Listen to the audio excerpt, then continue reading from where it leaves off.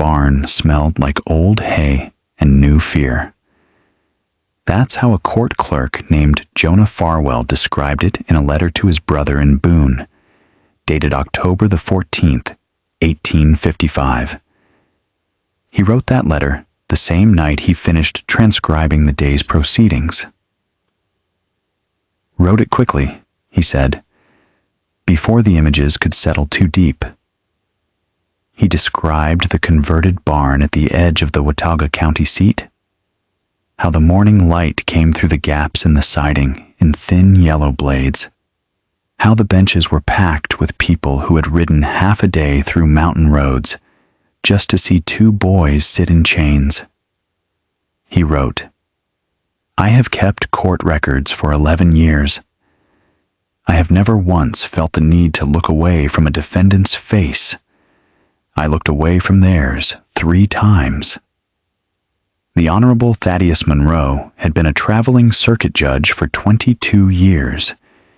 He had presided over land disputes and murder trials, over the sentencing of men who deserved far worse than they received, and over the acquittal of men who deserved far worse than they escaped.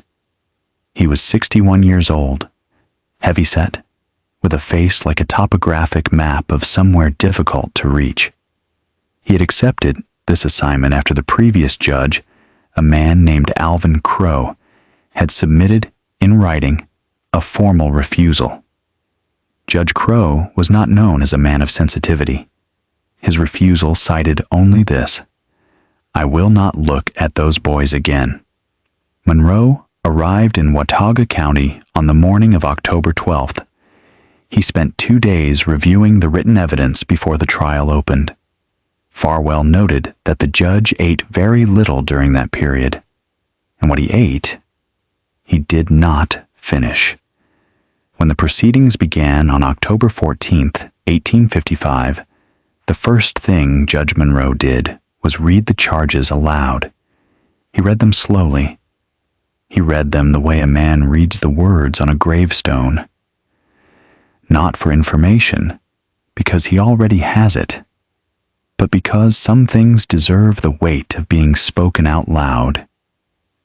The charges were as follows: the destruction of property belonging to one Clement Adair of Burke County, a hunting camp and associated structures valued at $12.40, the theft of 7 horses from the same camp, the assault of one Samuel Teague, a licensed slave catcher operating under contract, resulting in injuries described as severe and lasting. The liberation, though the document used a different word, one we won't repeat here, of 4 enslaved persons being transported under Teague's authority, whose subsequent whereabouts remained unknown to the court. The disappearance of a traveling merchant named Obadiah Fenn of Tennessee, last seen on the Meat Camp Road in March of 1855. The disappearance of a man identified only as R. Holsclaw, a surveyor's assistant, in June of 1855. And then, Monroe paused. He set the document down on the desk in front of him, which was a plank stretched between 2 sawhorses. He looked up at the defendants for the first time. They looked back at him. Identical, 16 years old, hair the color of creek water in autumn, eyes that Farwell described in his letter as the particular gray of sky before weather, wrists in iron, seated side by side with perhaps 6 inches between them, close enough that their shoulders nearly touched. One of them had not spoken a single word since being captured. Not one. He had been in custody for 19 days. He had eaten what was given to him, accepted water, looked at the men around him with an expression that no one could quite name. The sheriff had written in his report, "The quiet one does not appear frightened. He appears to be waiting." The other twin spoke, but only to his brother. Only in a language that no one in the courtroom had ever heard before, and no one outside of 3 people in the history of Watauga County had ever been able to translate. Monroe read the final charge.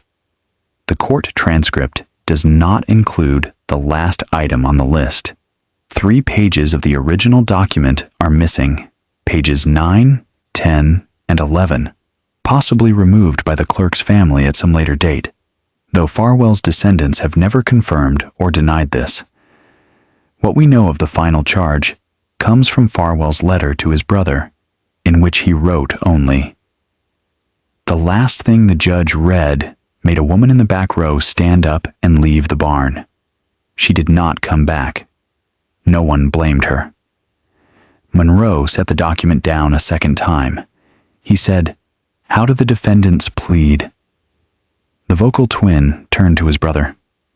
Something passed between them. Not a whisper, barely even a breath, but something. Then he turned back to the judge. He said, "We plead the truth." Monroe asked him to clarify. He said, "That's all we've got left to plead." The barn was absolutely still. Monroe looked at both boys for a long moment. Then he did something that no one in the room expected. He took off his reading spectacles, folded them, set them on his plank desk, and said, "Before we proceed to testimony, I want the record to note that I have reviewed the available evidence regarding these defendants' circumstances prior to the events in question. I intend for this court to hear that evidence in full. We will not understand the tree by looking only at the branch."